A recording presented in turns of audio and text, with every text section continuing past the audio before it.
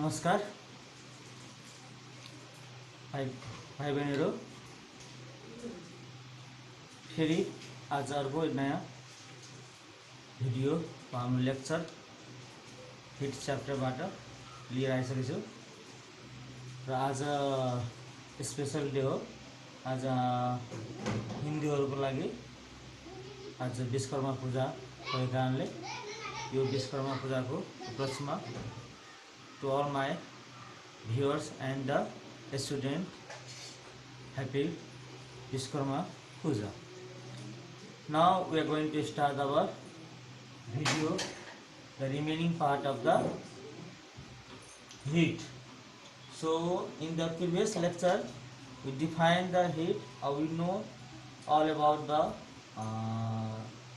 theoretical portion of the heat, which is necessary, which is given to our syllabus according to the SE. हामीलाई एसई मा आउने जुन हिटबाट क्वेशनहरु छ थ्योरेटिकल पर्सन सबै हामी डिस्कस गरिसकेछौं र यो हिट च्याप्टरको नाम हिट भए तापनि हामीलाई यहाँ टेम्परेचर वा हिट सँग रिलेटेड टर्महरु पनि पढ्नु पर्छ। ल आज हामी अर्को टपिक्स हिट सँग रिलेटेड जुन आउँछ हाम्रो टेम्परेचरबाट हामी डिस्कस गर्छौं र सो टेम्परेचर के हो यो पनि कुनै नयाँ टर्म हैन। हिट जस्तै जहाँ जहाँ हामी हिट पर्छौं त्यहाँ त्यहाँ टेम्परेचर आउँछ नै र हामी टेम्परेचरलाई पनि लोअर क्लासदेखि नै हामीलाई पढिआएको सुनिआएको वर्ड नै हो। So actually according to our lower concept of the previous concept, we define the heat. Similarly, we also define the temperature, and just like the heat, temperature also have the two definition, that is the classical definition and the modern definition.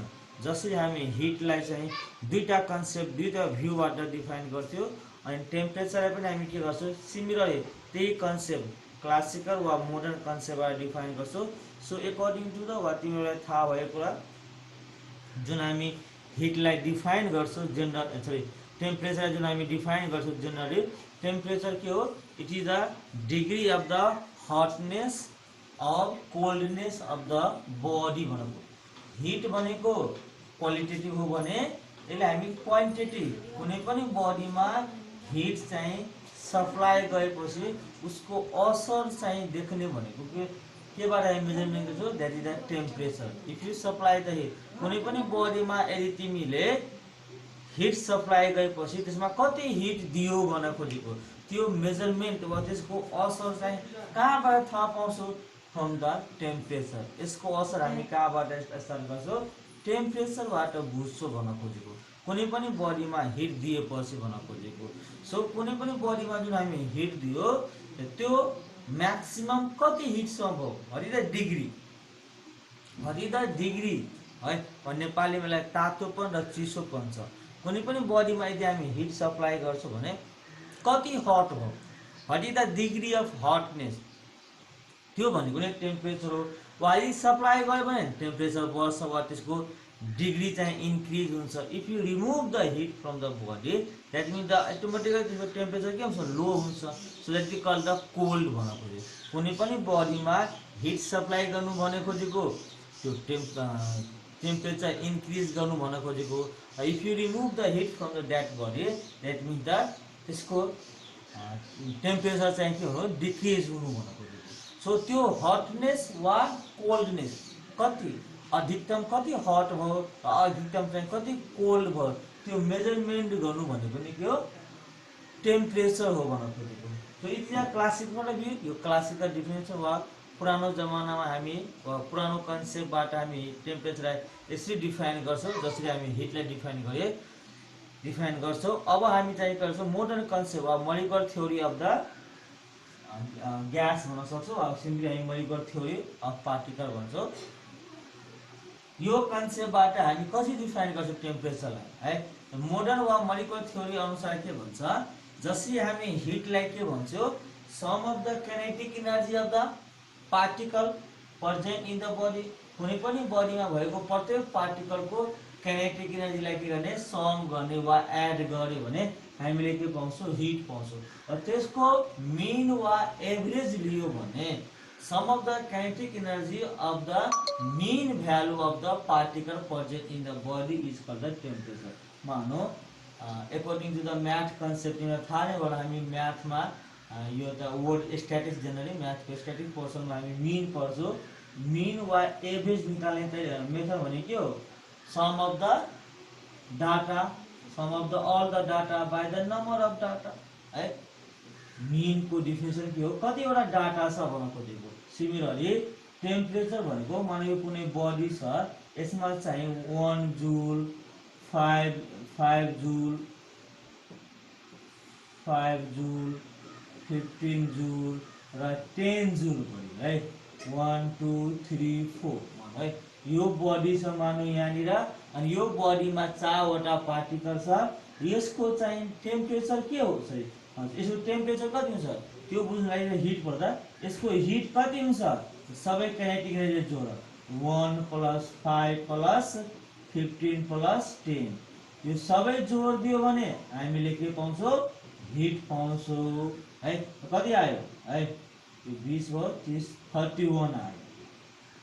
31 जुल चाहिँ के छ यो बडीमा चाहिँ hit छ यति hit छ भन्न खोजेको। र टेम्परेचर निकाल्दाखेरि यसको मिन लिनु पर्यो। मिन भनेको sum of the kinetic energy of the particle कतिवटा पार्टिकल छ 4 वटा पार्टिकल काइनेटिक एनर्जी हो त्यो 31 आइसक्यो। यो 31 चाहिँ कतिवटा पार्टिकलको लियो काइनेटिक एनर्जीको सम हो 4 वटा। नम्बर चाहिँ 4 छ नि एउटा दुईटा तीनवटा 4। जस्ट एक्जाम्पल लिएको कुनै पनि बडीमा नम्बर अफ पार्टिकल कति हुन्छ according to the shape and size of the body हामीले बडी अनुसार त्यसमा कतिवटा पार्टिकल रहेको हामी थाहा पाउन सक्छौँ। जस्ट सपोजको लागि यहाँ 4 वटा पार्टिकलको काइनेटिक एनर्जी 1 जुल 5 जुल 15 जुल र 10 जुल मैले सपोज गरेको छु भने यसको चाहिँ हिट चाहिँ निकाल्ने मेथड यो हो फर्मुला।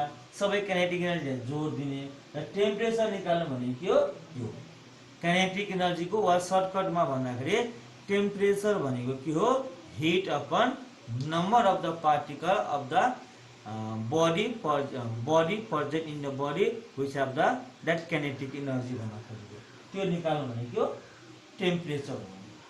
यो डिफिनेसन त्यही हुन्छ है। यहाँ त्यही भनेको छ टेम्परेचर बराबर समेसन I * n यो हो काइनेटिक एनर्जी प्रति जतिवटा पार्ट n वटा लिएको छ n को जति पनि हुन सक्छ 1 देखि इन्फिनिटी सम्म है त्यो अब इन्फिनाइट हुन्छ जति पनि हुन सक्छ 1000 10,000 हुन्छ वा कति छ त्यसले डिभाइड गर्न भनेको। अब हिट जस्तै टेम्परेचर पनि के छ इट इज स्केलर क्वान्टिटी अनि यसको पनि सिम्बल चाहिँ टी। जस्तै हिटलाई हामी Q ले डिनोट गर्छौं भने टेम्परेचरलाई हामी T वा क्यापिटल T युज गर्न सकिन्छ वा you can use the small t both है capital T as well the small t कुनै। सो हामी सिम्बल रूपमा स्मल टी वा क्यापिटल टी बोथ डिनोट गर्न सक्छौं कुनै। अनि यहाँ लेखेको छ it the effect of the heat temperature हिटबाट आउँछ। हिटको कारणले गर्दाखेरि टेम्परेचर कुनै पनि बडीमा अब्जर्भ हुन्छ वा हामी फिल गर्छौं।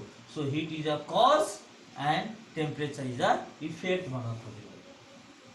थर्मोमेट्री भनेको जस्तै क्यालोरीमेट्री भन्न खोजेको। क्यालोरीमेट्री हिटको बारेमा मेजरमेन्ट गर्ने ब्रान्च अफ फिजिक्स हो। त्यसैगरी थर्मोमिटरको बारेमा स्टडी गर्ने ब्रान्च अफ फिजिक्सलाई हामी थर्मोमेट्री भन्छौँ। र थर्मोमिटर भनेको हिटलाई टेम्परेचरलाई मेजरमेन्ट गर्ने इन्स्ट्रुमेन्ट वा डिभाइस हो। हिटलाई मेजरमेन्ट गर्ने इन्स्ट्रुमेन्टको नाम क्यालोरीमिटर र टेम्परेचरलाई मेजरमेन्ट डिभाइसको नाम थर्मोमिटर। यहाँ अलिकति सिम्पल छ क्यालोरीमेट्री क्यालोरी भनेको हिटबाट आउँछ मेट्री भनेको त्यसको बारेमा स्टडी गर्ने थर्मोमिटर थर्मोमिटर क्यालोरीमिटर हिटलाई कुनै पनि बडीमा भएको एमाउन्ट अफ क्वान्टिटी अफ हिटलाई मेजरमेन्ट गर्ने डिभाइसको नाम क्यालोरीमिटर र टेम्परेचरलाई मेजरमेन्ट गर्ने डिभाइसको नाम थर्मोमिटर। अब थर्मोमिटर जो डिजाइन गरिन्छ कुन प्रिन्सिपलमा डिजाइन गर्छ इन व्हिच प्रिन्सिपल वा थर्मोमिटरले कुन प्रिन्सिपलमा यो काम गर्छ भन्न खोजेको। एज वी नो कुनै पनि बडीमा जब हामी हिट दिन्छौँ भने उसको भोल्युम चाहिँ के हुन्छ, इन्क्रिज हुन्छ। जब त्यो बडीबाट हिट चाहिँ के हुन्छ, लस हुन्छ भने उसको भोल्युम चाहिँ के हुन्छ, डिक्रिज हुन्छ। So expanding on the heating and contracting or decreasing on the cooling. कुनै पनि बडीको भोल्युम हिट पाएपछि इन्क्रिज हुनु पर्यो र हिट रिमुभ गरेपछि वा कुल भएपछि उसको भोल्युम चाहिँ घट्नु पर्यो। यो प्रिन्सिपल, यो सिद्धान्त लिएर वा यो थ्योरी लिएर, यो प्रिन्सिपलको आधारमा चाहिँ थर्मोमिटर चाहिँ के हुन्छ, कन्स्ट्रक्ट गर्छ भन्नु। मान कुनै बडीमा तिमी हिट दियो, उसको भोल्युम चाहिँ इन्क्रिज भएन भने त्यो प्रिन्सिपलबाट हुनु है। डिजाइन गरेको मिनिङ के हो, कन्सेप्ट चाहिँ त्यो